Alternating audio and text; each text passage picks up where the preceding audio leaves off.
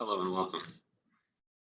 In this worked example, we've got a car of mass 500 kilograms, which is at rest at point X on a slope as shown, but then the car's brakes are released and the car rolls down the slope with its engine switched off. And then at point Y, the car is moved through a vertical height of 30 meters and it has a speed of 11 meters per second. Well,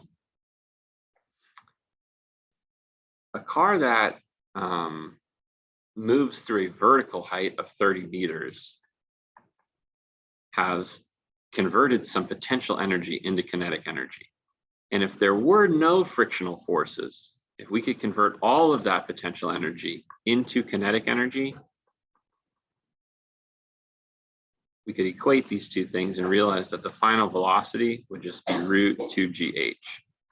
And so if we substitute 30 meters in here, we'd realize that this car should be going about 24 meters per second, but it's only going 11, okay? And so we're missing some energy. The question, sort of tells you, hey, what is the energy dissipated by the frictional forces here?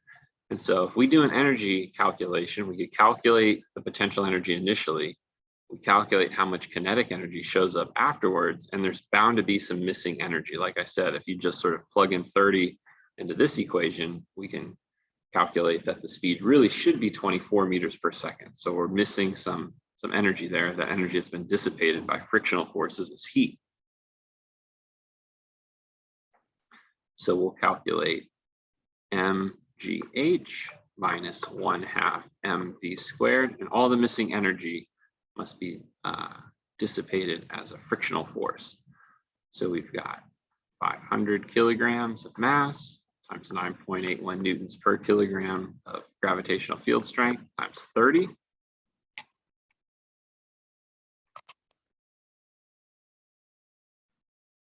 And a quick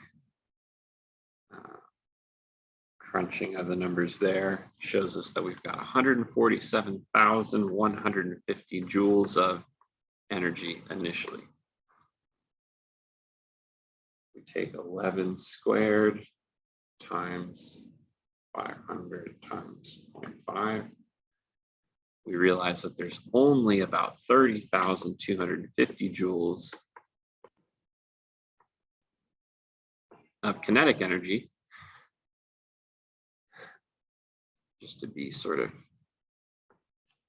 consistent here, let me make the substitution. So 1/2 mv squared, right? And all the units are SI units, and so we know we're going to get joules of energy out. And the difference between this number and this number